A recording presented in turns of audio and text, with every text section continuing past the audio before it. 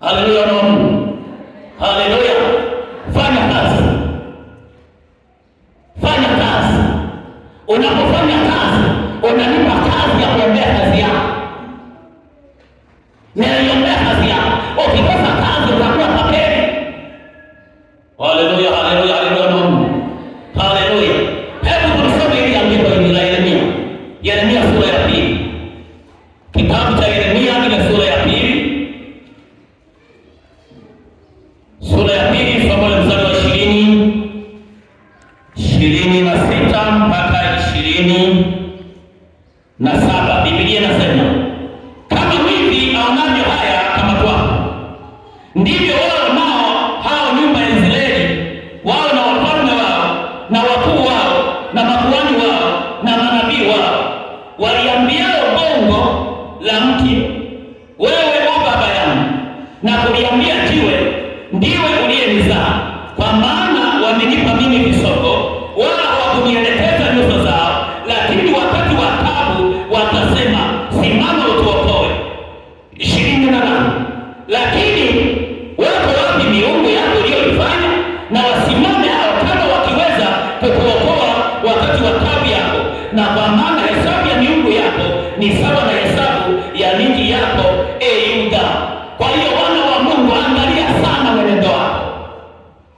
Anasema uko bize na biashara, uko bize na shughuli, ila anasema wakati wa taabu, wakati wa shida, wakati wa matatizo, utainuka, utamwambia Bwana nisaidie. Saa nyingine biashara yako imeenda kombo, unafanya biashara upati faida, unafanya hivi upati, lakini sasa ndio unarudi kwa Mungu, na Mungu naye anauliza, wako wapi miungu? Maana wewe umempa Mungu kisogo. Haleluya Mungu. Haleluya watumishi wa Mungu. Usimpe Mungu kisogo. Na hiyo biashara ulionayo wewe, angalia kuna watu wengine wana nguvu kuliko wewe, wana hela kuliko wewe, ni wazuri kuliko wewe, lakini hawana hiyo kazi. Kwa hiyo unapokuwa hivyo, Mungu anataka sasa vile vitu alivyokupa umkumbuke na wewe, asije akakutoa, asije akatoa mtaji au akatoa uzima wako akampa mtu mwingine. Angalia sana mwana wa Mungu, sema amina. Haleluya. Lakini ujumbe huu tumeushika kutokana na watumishi wa Mungu wakina Shadraka na Meshaki ambao walikuwa wamechukuliwa mateka. Wamechukuliwa mateka wakapelekwa Babeli. Walipofika kule wakakuta ile nchi inaabudu miungu. Wao walikuwa wameokoka. Wao walikuwa na mcha Mungu aliyeziumba mbingu na nchi. Lakini walipoenda kwenye mji ule wakaenda kukuta watu wanaabudu sanaa. Wakawa watu wale, vijana wale wakawa waaminifu, pamoja na kuwa wakimbizi, pamoja na kutekwa, pamoja na kuwa wakimbizi kwenye nchi ya ugenini, lakini hawakumwacha Mungu, hawakumpa Mungu kisogo.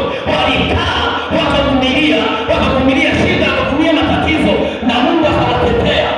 Mpaka kile walikuwa wanawateka, wanaangalia kwenye uzinzi, wale watu hawana uzinzi, wanaenda kwenye ulevi hawapo, wanaenda kwenye madawa hawaendi, kwa waganga hawaendi. Lakini wakasema hivi, ili kuwakamata hao vijana, tuwatafutie sheria kwa Mungu wao. Ikatengenezwa ni sanamu. Ilipotengenezwa sanamu, na mfalme akapiga tangazo akasema hivi, ni marufuku kumwabudu Mungu tofauti na hii sanamu iliyosimamishwa na mfalme. Wale vijana wakakamatwa. Wale vijana walipokamatwa, maana wenyewe hawakutii, walikamatwa na maaskari, wakafika kwambia, mtakaposikia zeze, santuri na ngoma, mwanguke mabega. Wale vijana wakagoma. Walivyogoma kuiabudu ile sanamu, ndipo wale maaskari wakampelekea mfalme. Kuna vijana wageni kutoka nani kule, walipochukuliwa mateka wameletwa huko kwetu. Kwa hiyo hawa mfalme wamevunja amri yako, hawataki kuisujudia sanamu aliyoifanya. Ndipo mfalme akakaza vita. Mfalme akakaza vita, akaendea akawauliza, Shadraka, Meshaki na Abednego, ni kwa makusudi au hamkusikia au hamkuelewa? Lakini sasa mtakaposikia zeze na ngome inapigwa, mwanguke mara moja kuisujudia sanamu. Wale watumishi kwa sababu wanamtumishia Mungu, ule Danieli kako, ule mstari wa 18, wakamwambia mfalme, mfalme, sisi hatuna haja ya kukujibu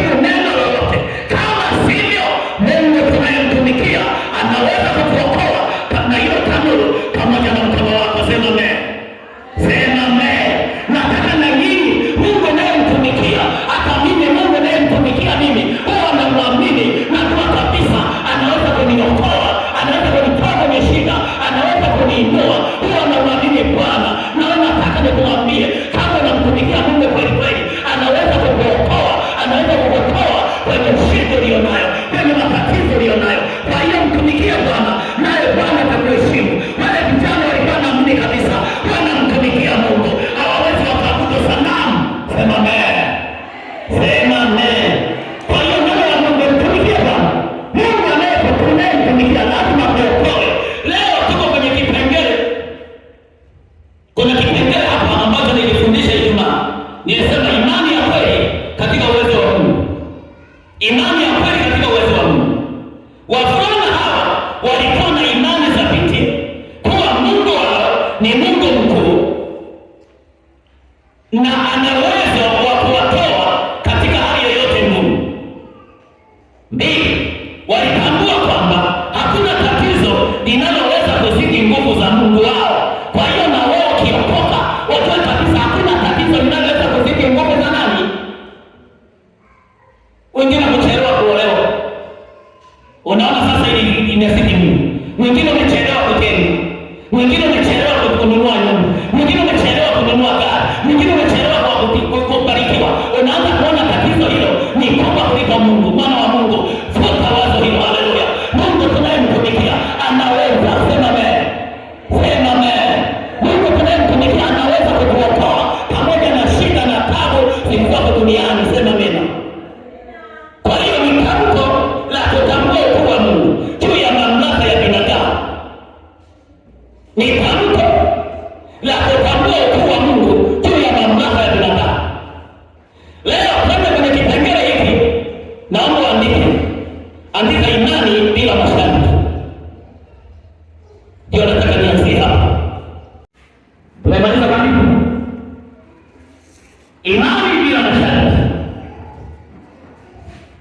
Nimeandika jambo la kuvutia zaidi, sio ule uweza wa Mungu kuwaokoa wale vijana, maneno ya kutamka yale.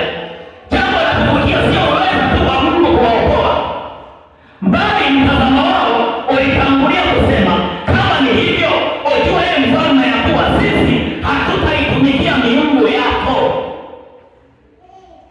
Narudia kusema jambo la kuvutia zaidi sio ule uwezo wa Mungu kuokoa, bali mtazamo wao ulitangulia kusema, kama ni hivyo, ujue mfalme ya kuwa sisi hatutaitumikia miungu yako, hatutaitumikia. Hii inamaanisha wao walikuwa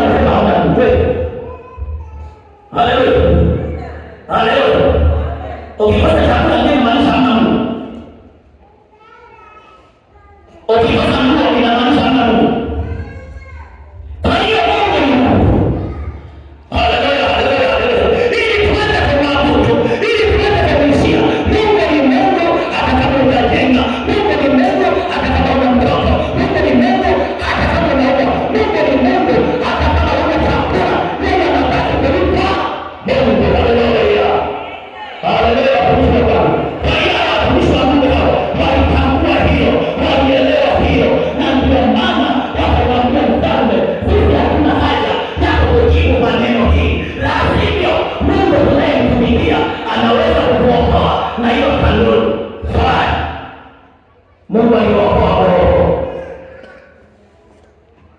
Na wauliza sana, Mungu aliwaokoa roho.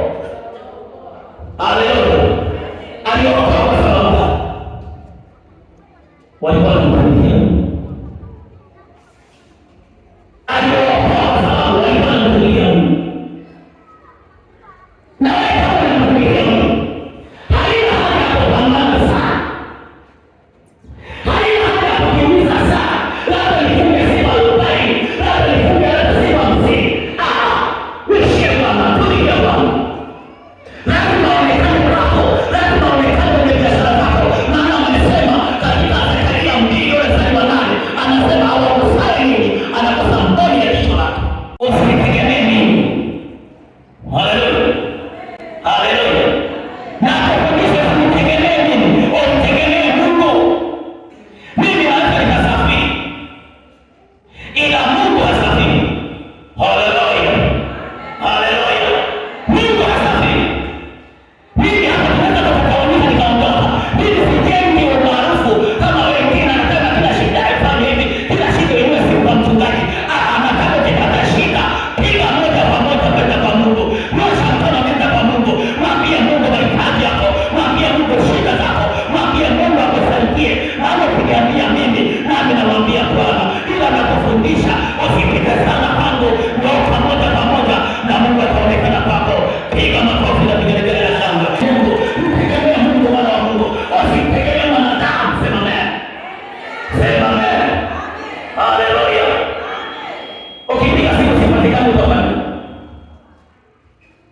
Unapiga simu sipatikani. Ila Mungu anapatikana. Haleluya. Haleluya. Naweza tukasimama, mimi naomba na wewe naomba. Mapigo ni ya watu wanaomba, ila Mungu anasikia. Mungu anasikia, anajua ni baba fulani, anajua ni mchungaji fulani, anajua ni mama fulani. Tunapokuwa tunaomba, yeye anasikiliza. Haleluya. Kwa hiyo mtegemee Mungu kwa roho. Tegemee Mungu. Ili aonekane kwenye ndoa zenu, ili aonekane kwenye kazi zenu, ili aonekane kwenye mambo yenu. Haleluya watumishi. Haleluya. Peleka ujumbe kwa shetani. Mwambie mimi na Mungu. Mungu simwachi. Mungu simwachi. Mimi namtumikia Bwana. Wana wa Mungu, usitumikie vitu, usitumikie mali, wala usitumikie hata kwenye abudu mimi usiniabudu. Mtegemee Bwana peke yake. Maana na mimi namtegemea Bwana. Haleluya. Haleluya. Haleluya. Na ndio maana yeye anasema ninapoamka asubuhi usiku, huwa naangalia kwanza, je, Mungu ni naye? Ninapomwona Mungu ni naye, naangalia na mama mchungaji yupo. Ninapomwona mama, naangalia wanangu wapo. Kanisa la Bwana lipo. Haleluya. Haleluya. Tanguliza Yesu. Fanya kazi. Fanya kazi na Mungu. Una muda mzuri wa kufanya shughuli zako. Nimesema unaweza kuanza saa 11, kifika saa 10, mwachie Mungu masaa mawili. Njoo na Mungu mwambie asante. Njoo mwambie Mungu, asante kwa vile umenipa hivi. Asante kwa kuwa umenifanya hivi. Kwa hiyo wana wa Mungu na wasihi sana, mkumbuke Bwana. Tumika na Mungu. Yale unayoyafanya ndio yatakayokusaidia. Yale unayoyatenda ndio yatakayokusaidia. Mwangalie Ezekieli alipoambiwa na mjumbe, alipotuma mjumbe Isaya, akamwendea akamwambia, tengeneza mambo ya nyumba yako, hakika utakufa. Ezekieli alisema, kumbuka Bwana nilivyoenenda mbele zako. Tayari Mungu akatuma ujumbe tena akamwambia, mwambie Ezekieli nimemsamehe, nimemponya ugonjwa, halafu namuongeza na miaka 15. Haleluya. Haleluya. Wewe utamkumbusha nini Mungu? Kumbuka Bwana unavyotenda ibada. Kumbuka Bwana unavyotenda huduma yako. Kumbuka Mungu ulivyomjanja mjanja. Utamwambia nini? Mwambie jirani yako, siku ya taabu utamwambiaje Mungu? Siku ya shida utarudi kwenda kwenye Yeremia, lakini wakati wa shida watakuja wataniambia, Mungu nisaidie, Mungu niokoe. Iko wapi shughuli unazozipenda? Yako wapi mambo uliyoyakimbilia?